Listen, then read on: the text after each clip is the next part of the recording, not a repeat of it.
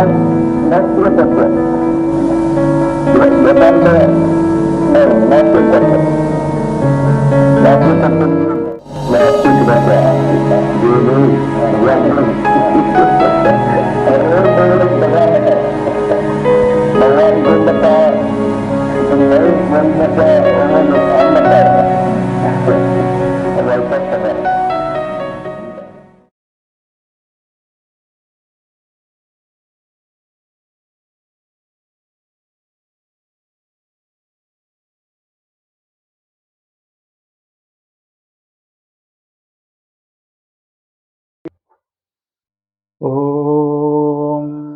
गणपतये नमः।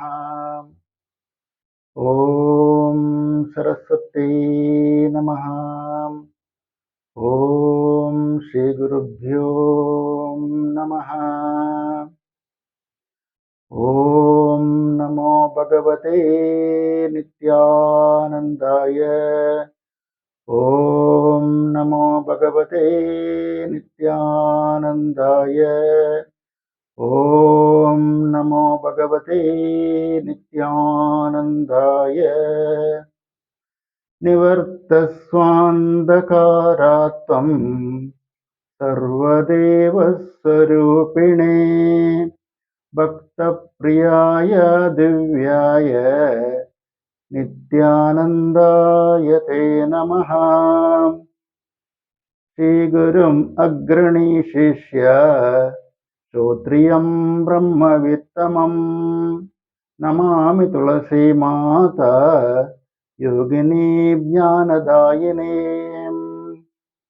समस्तजनकल्याणे निरतं करुणामयं नमामि चिन्मयं देवं सद्गुरुं ब्रह्मविद्वरम्। When we say Geeta, it is a Upadesha of the Guru to a disciple.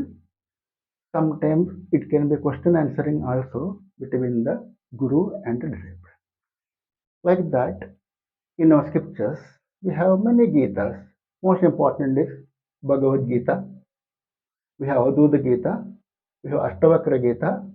We have Hamsa Gita. In Bhagavatam, if you see, there are many more Gitas available. It's a kind of advice between by the Guru to a disciple. And here, what we are going to see is the most important text called Chidakasha Geeta. Here, the Guru is none other than the Parabrahma Nityananda himself, and the disciple is obviously has to be highly evolved soul, highly evolved yogini, that is Tulsi Mata. Or Tulsi Amma, we call her as Tulsi Amma, out of great respect to her. So before starting anything about Gita, it is very important to salute our masters. So that is why the first two slokas, the first sloka was for Bhagwan Nityananda, Nivartaswandakaratvam Sarvadeva Sarupine Bhakta Priyaya Divyaya Nityanandaya Te Namaha. O Guru, remove us out of ignorance, and you are the very representation of all the deities available. Also, you are very dear to your devotees, and my prostration to you, O Guru Bhagwan Nityananda. About Tulsi Mata, Sigurum Agrani Shishya is the foremost disciple of Bhagwan Nityananda. She is Shotriyam and Brahmavittamam. She has a perfect knowledge of scriptures and Brahmavittama, experience of the Brahman. She has both Shotriya and Brahmavittama. Namami Tulasi Mata, my prostration to you, Yoginim, the great Yoginim, and Jnana Dayinim. You are the giver of knowledge. Out of great compassion only, whatever you heard from Babaji, he brought out in the form of Chidakasha Geeta for the posterity. Chidakasha Geeta, this entire episode happens around Mangalore, maybe between 1918 to 1925 time. When Babaji was very young, he used to go in trance at many places. And Tulsi Amma, she herself was a great yogini and a great sadhaka. She understood what is Babaji at that time. You know that he is a great incarnation. And to get liberation, the only way is to accept Babaji as the Guru. So Tulsi Amma accepted Babaji as the Guru, though he is much younger to her. So when Babaji used to go in trance, he used to utter few things which Tulsi Amma wrote. Because Tulsi Amma is well versed scriptures also, she is very educated also. So she could write all that in Canary language. And finally she made in the form of a book and called it her it as Atma Prabhava and submitted to the lotus feet of the Guru. Guru touched and blessed the book and called that book as Chidakasha Geeta. Chidakasha, space of consciousness. We'll come to it later.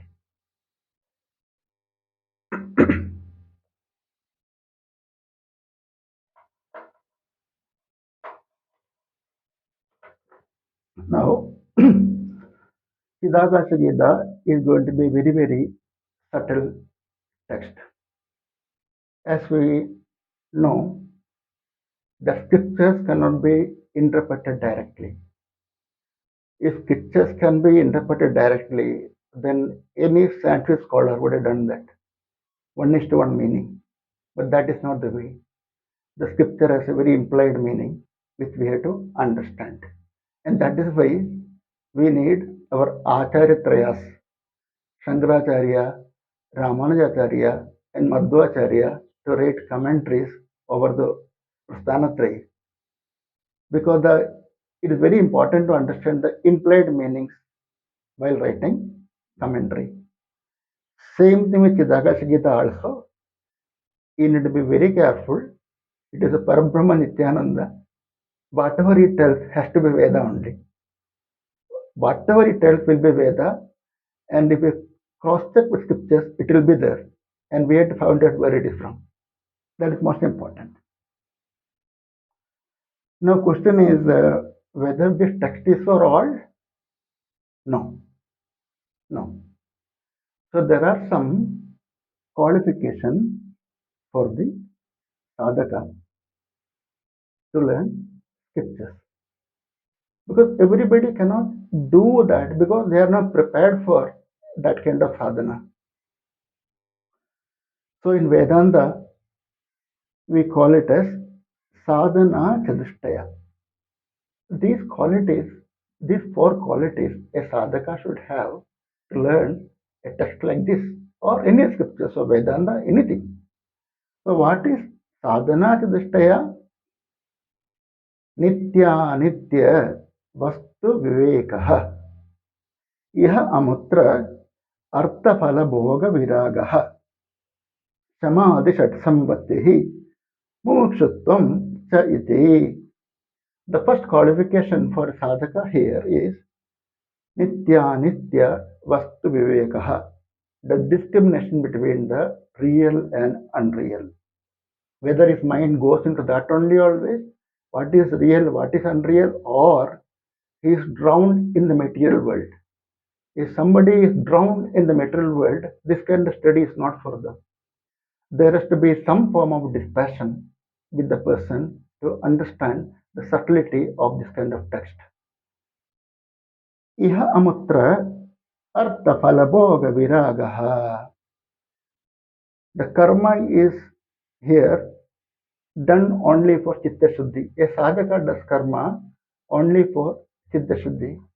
If it is for a fruit of action, it is for the enjoyment of the future life or enjoyment in some other higher worlds or enjoyment in this very world, the karma is done for that. The purification of mind is not going to happen.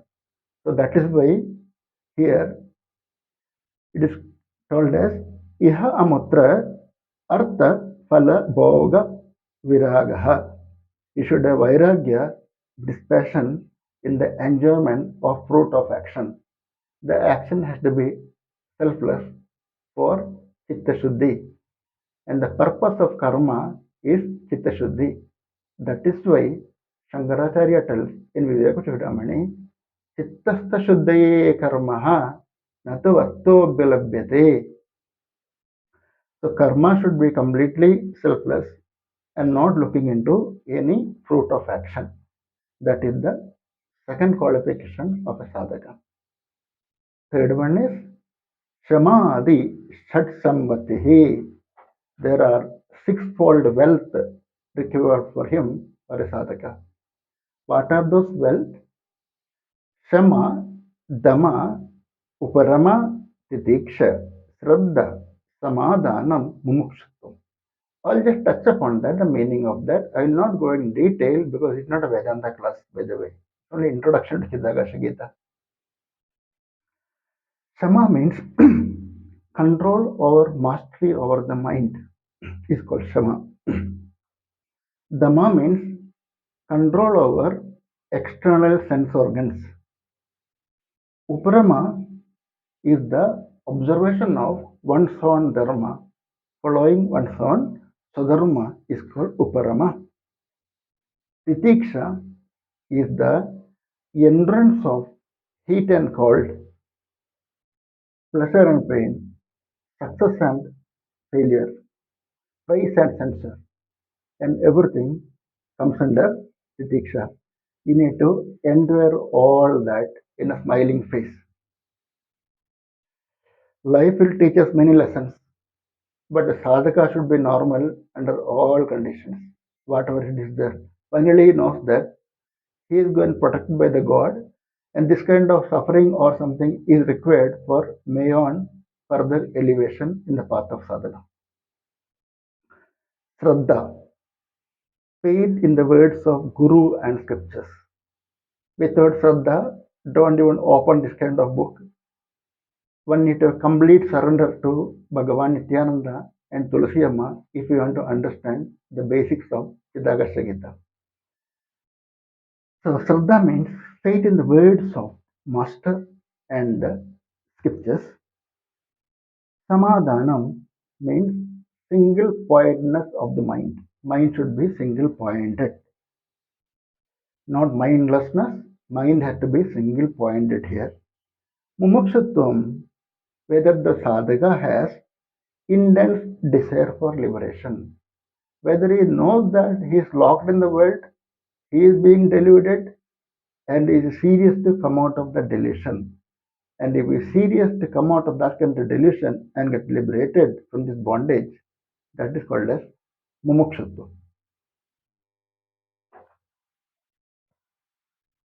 That is the last part.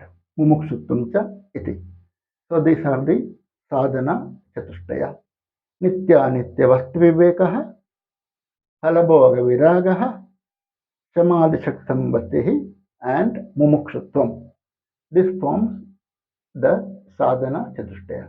If this is there, this person is qualified to learn a test like this under a qualified teacher, under a well-versed qualified teacher. Also, a teacher should be careful while selecting students to give this kind of knowledge. Otherwise, both will be disappointed in no time. So, Bhagavad Gita, after advising everything to Arjuna, Krishna tells Arjuna, be careful. I gave you the knowledge because you are the most qualified one. You deserve it.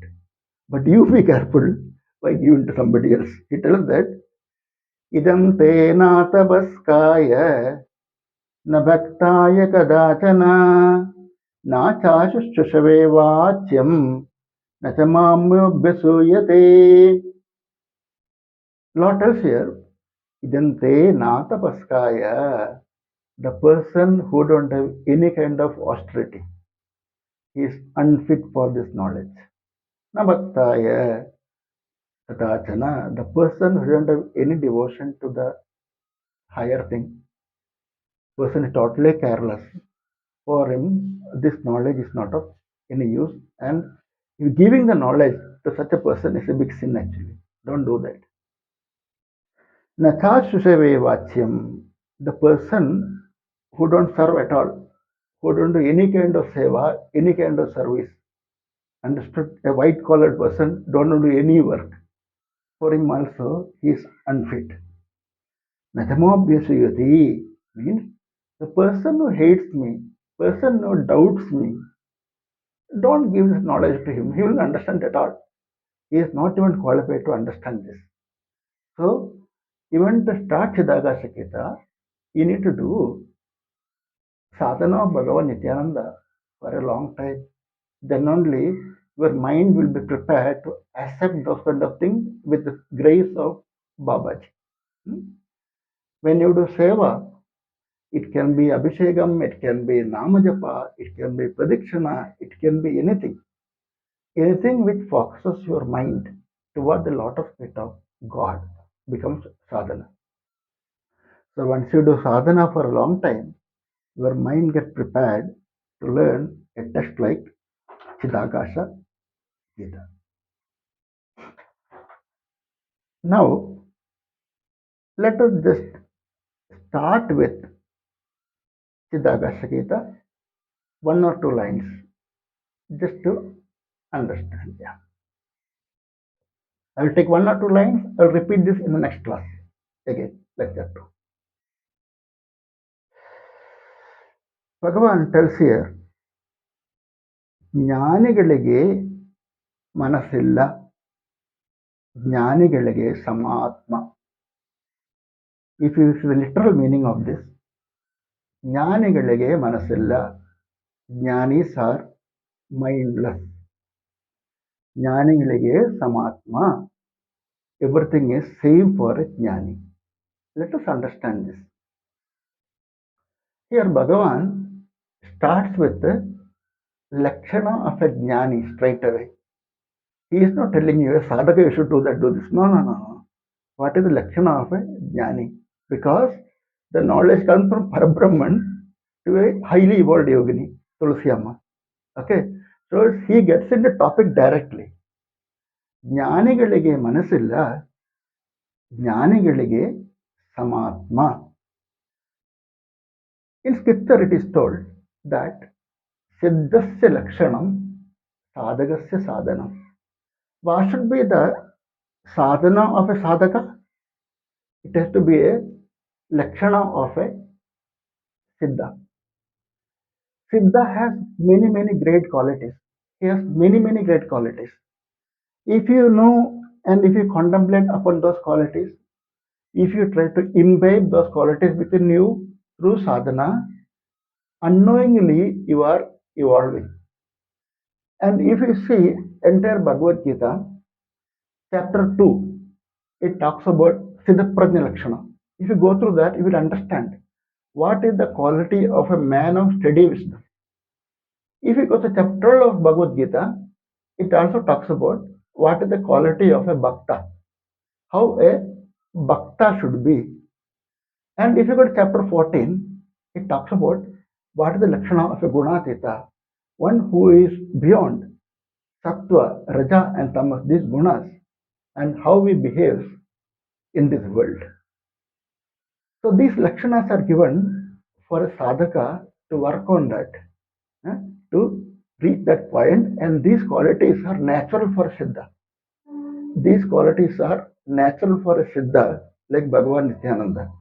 He need not meditate and do sadhana to achieve all this. In natural time, for sadhaka, we should know what is special with them and work on that with full faith and full grace from him. Then only we will get there.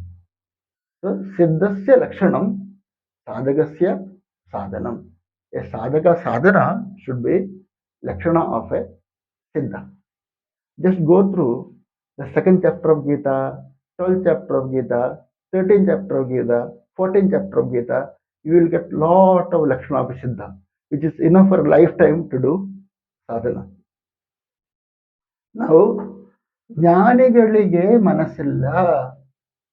Jnanis are mindless. If I interpret directly, understood? And if I interpret directly, this statement contradicts all the scriptures. So that cannot happen.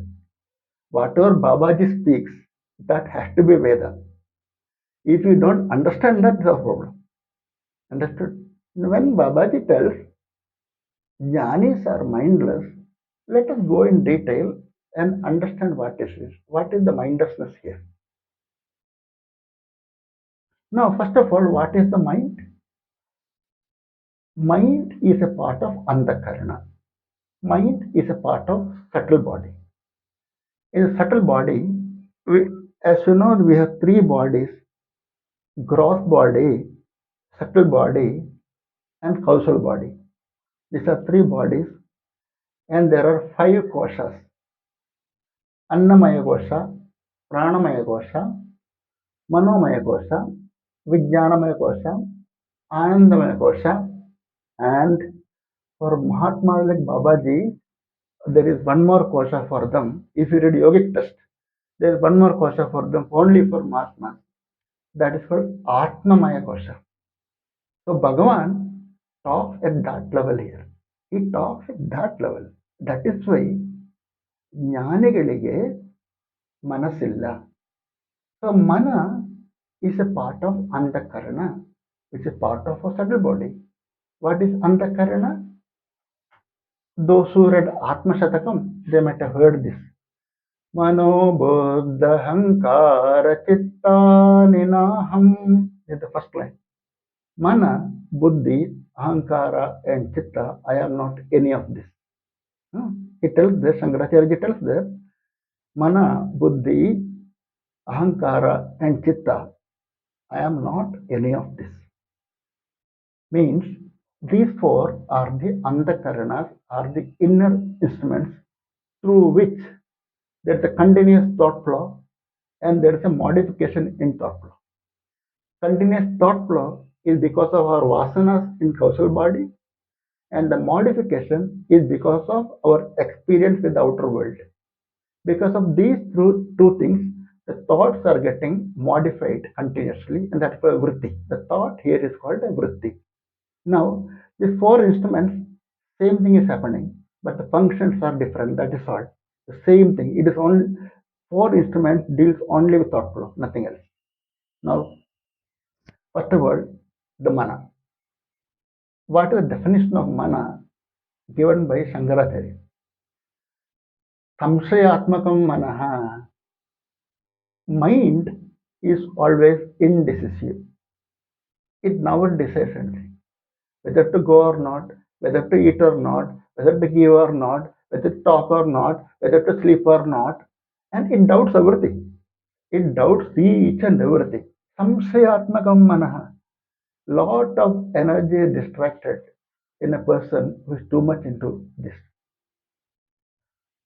Buddhi. Nischayatmakam buddhi. Intelligence. Buddhi is always decisive. Buddhi tells good or bad, yes or no, everything. That is buddhi. The lord of mind is Chandra, the moon. So accordingly, the moon, it changes daily, daily, daily, and our mind also changes daily, daily, daily. The lord of intelligence is Brihaspati. In some place, it's Surya also. So intelligence is Nischayatmaka. It tells you what is good and what is bad. And it's good for the mind to follow that. If the mind follows the intellect, then it is very good. Third is Ahankara, the ego, the I factor. I did, I go, it is my decision. I am doing that and I am doing this. I factor. This again a thought flow. I itself a thought flow only. So the I, the ego, the Ahankara, the Lord is Rudra. Mana, Buddhi, Ahankara, and Chitta. Chitta are the storage of old memories. When you get a new experience, you are connecting into the old experiences and you derive a new thought in that. Understood? That's the part of Chitta. The Lord of Chitta is Vasudeva. Lord of Chitta is Vasudeva. So these are the four andhakaranas which are always active in the subtle body. After that, most restless thing is the mind. If somebody is restless, he cannot do any kind of sadhana in life. Understood? Whether shall I sit or not, shall I sit in the cave, shall I go to temple, shall I prostrate or not, shall I take tirtha or not? The mind will always confuse you. So when Babaji tells jnanis are mindless, that means the jnani is very clear of one thing. Brahma Satya Jagat Mithya. His with the Guru, his experience, his reading, everything matches with only one thing. Brahma Satya and Jagat Mithya. World is a delusion. Don't try to confuse me again. Don't try to argue with me. I am not going to believe that. There is only one consciousness and one Brahma, which is Satya, which was there, which is going to be there, and that is eternal. Though that is not my experience, I want experience only that I know this world is a delusion. So, the samshyatmaka aspect is over in that yogi. For a jnani, the samshya is not there. Whether to go to world, whether to go to ice cream, whether to go to hot coffee, that doubt is not there in that person. It's the Brahma Satya. Only Brahma Satya is there. My focus is only and only that. My discussion is not there in the entire world. I don't believe all this. This is just a delusion. This is just a magic. This is just a trap. This is just a bondage. I don't want to get into that. So that is why the samshyatmaka aspect is over. That means the impure mind will only run out of the world. Impure mind will run after here and there. And the yogi has an extremely pure mind. And that is why it is called mindless. The normal mind of a person cannot be compared with the yogi's mind. Yogi's mind is extremely pure. And that is why in Avadhuta Gita, they use two terms that Dhuta Chitto Niramaya. Avadhuta is Dhuta Chitto Niramaya. Avadhuta is a very clean mind, very pure mind, and is very healthy. Niramaya. There is no disease in his body. He is very healthy and is Dhuta Chitta. He has a very pure mind. So when it is mindless, understand that it is the pure mind. And to support this, let me use Amrita Bindu Upanishad, some of the statements in the Amrita Bindu Upanishad. There the Rishi tells, Mano hi dividam proktam, Shuddham cha shuddhameva cha, Ashuddham kama sangalpam, Shuddham kama vivarjitam. He tells there are only two kinds of mind, Shuddha and Ashuddha. There is no third type in between. Either I am married or I am unmarried. There is nothing in between, right? Same thing here also. There are two kinds of mind, Shuddha and Ashuddha. Ashuddham kama sangalpam. Ashuddha is full of desires.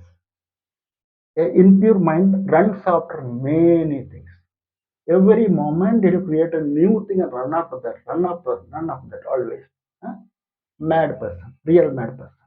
And he will call yogis as mad. Huh? Yogi don't have a diversified mind like that, It's not a pure mind. He focused only in Brahman by renouncing the world mentally. And for him, for this person who runs after the world always, a yogi is a mad. And who the real man understands. Huh? He runs after all these things. Impure mind, lot of desires. Ashuddham, Shuddham. Ashuddha mind runs after the world. And he has no time to focus on higher thing at all. He is in the cobweb of this world. There is no way of coming out. Manohiti vidam proktam shuddham chashuddhamevacha ashuddham kama sangalpam shuddham kama vivarjitam. A mind without any kind of desire for enjoyment or possession or anything is a pure mind. A pure mind can only focus on a higher thing because he is liberated from that kind of bondage. He is liberated from that jail and his mind is available for a higher contemplation. When Babaji tells that jnanis are mindless, it means that his mind is not running out into the outside world and get dissipated. It's a pure mind, he is healthy, he is a very healthy mind also, and he is well prepared to focus in the tattva and enjoy the tattva jnana.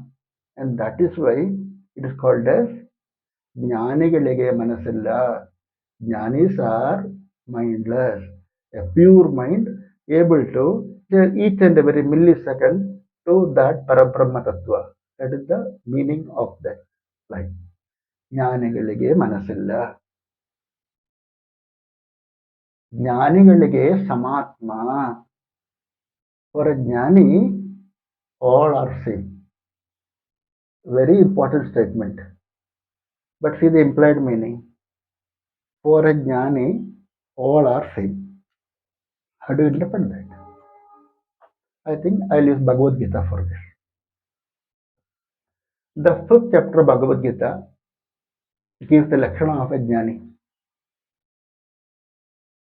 The Lord tells, Vidya Vinaya Sampanne Brahmane Vihastine Sunitaiva Shupakecha Pandita Samadarshinaha.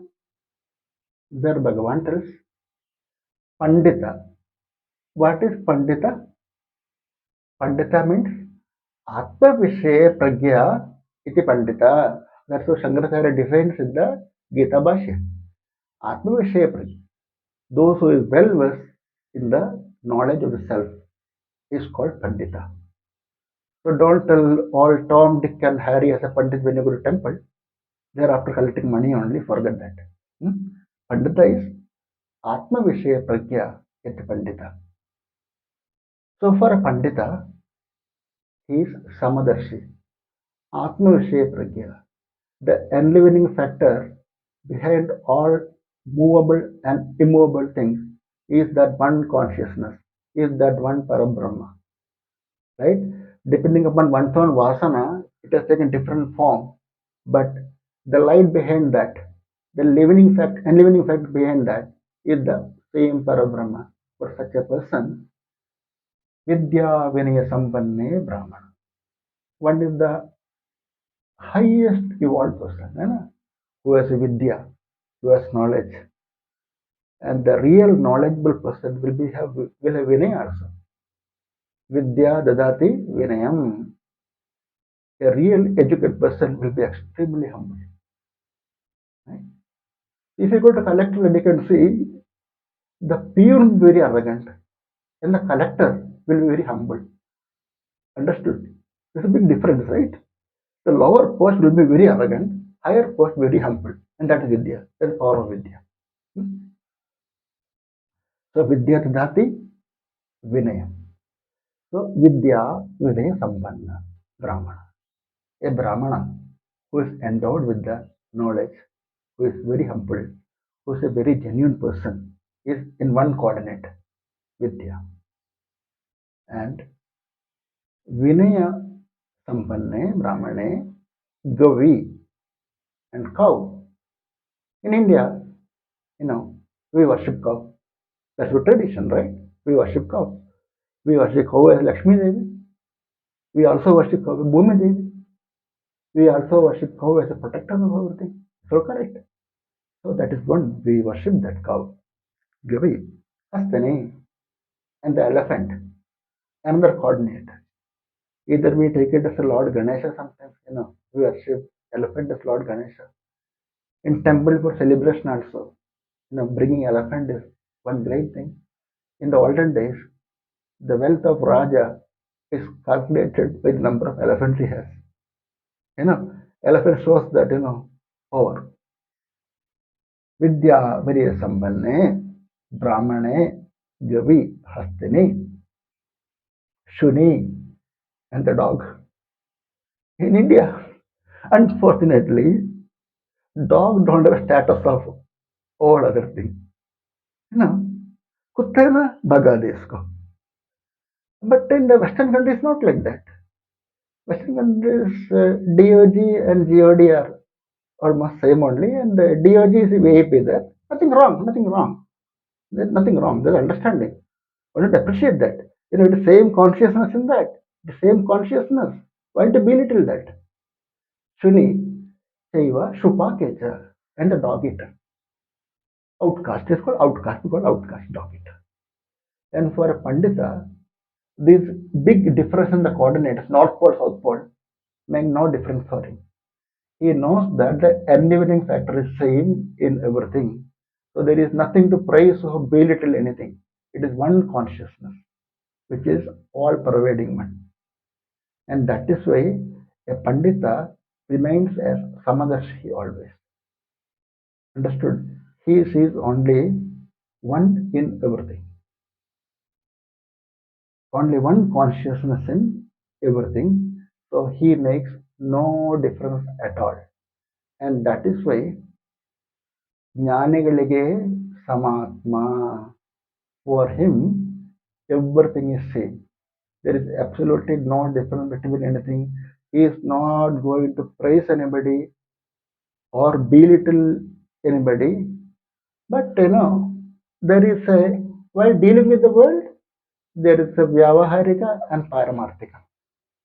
For a Jnani, you give a golden necklace and a golden bangle. He is not going to put a necklace in the feet and the bangle in the neck. He will not do that. The Vyavaharika is totally different. He will keep necklace in the neck only sometimes. Bangle in the hand only, whatever it is. Vyavaharika and Paramarthika, there are different. While dealing with the world, it is not that Jari will go and prostrate to a dog. He may not do that. He may not do that. But it is a firm understanding that it is same thing. It is same thing.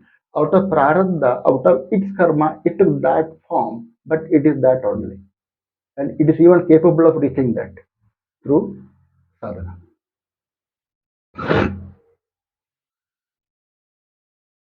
Also, when you talk about the mind, to get you some more details, I'll give some more points about the mind. Sixth chapter of Bhagavad Gita. The Arjuna, he listens to Krishna about how to handle the mind, how to control the mind, how to bring mind to focus, how to focus in meditation, and how to focus in Bhrumadhya, all that he listens. And finally, Arjuna has a very important question to Krishna. The Arjuna had a problem. Understand what is our fate. Very old soul like Arjuna, who is getting teaching from Krishna directly, had a problem. So think about our case then. He tells. He listens to Krishna very nicely. चञ्चलं विमनः Krishna प्रमाथबलभद्रणं तस्याहं निग्रहं मन्ये वायुरिव दुष्करम्. O Arjuna, O Lord Krishna, what you are telling I heard, I understood, I appreciate all that, it's correct. But my problem is different. My mind is not prepared at all for all this. Chanchalammi Mana Krishna. My mind runs here and there. I can catch the wind and air, but not my mind, O Krishna, and it is my problem. I can catch the air or wind, I can even control it, but mind, no. Chanjalam me mana Krishna pramadavaram tasyaham nigraham manne vayu. See how difficult it is to control the mind. How difficult it is to bring the focus to only one. For a jnani, he has no mind because his mind is turned towards only one, Brahma Tattva, Tattva Jnana. And Krishna laughs. He tells, Asamshayam Mahabaho Manodurnigraham Chalam Abhyasena Takonteya Vairagena Sagrihyate. Krishna now discouraged Arjuna there, right? He tells Arjuna, no doubt you are right. It is very, very difficult to control the mind. I fully agree with you and I fully understand your problem. But there's a way. Abhyasena tu kaunteya vairagyena sagrishyate. One should do continuous practice and one should develop dispassion. With these two things, mind can be controlled. How? Abhyasena tu kaunteya. In Nityananda tradition, what is the abhyasa? Somehow get the mind to the lotus feet of God 24 by 7. Get your mind to the lotus feet of Lord 24 by 7. And that is abhyasa. And how it can be done? Give Bala Bhojana, do Bala Bhojana, love children, and remember Baba all the moment while doing this. Do Abhishek of Babaji. Remember Baba all the moment. Do Pradakshina. Do some Seva in the temple. And while doing work also, a part of your earning, give it a dana in the name of Babaji. Like that, directly or indirectly, you are connected to Babaji. You are connected to Babaji wherever you are. Whenever you get time, do come to any of our ashrams. That's the most important to come there. But even if you work somewhere, wherever it is, your mind still can turn towards this lotus feet. Always. That is the abhyasa. And that is a big yoga. That is called as abhyasa yoga. And slowly develop this passion out of the knowledge of scriptures, telling that what we see in the world is very impermanent, it is a delusion, and I need not run after that. I need to have control over my desires. A man cannot survive without desires, right? I need to have control over my desires. With that, if I grow slowly, the mind gets purified to know a much higher thing. This is not going to happen one day or two days. It's going to happen. And later, when the Guru's grace comes to us, the elevation will be much faster. I think I try to explain the first two lines of Chidakasha Geeta. ಜ್ಞಾನಿಗಳಿಗೆ ಮನಸ್ಸಿಲ್ಲ, ಜ್ಞಾನಿಗಳಿಗೆ ಸಮಾತ್ಮ. Now we'll see next time. ॐ नमो भगवते नित्यानन्दाय.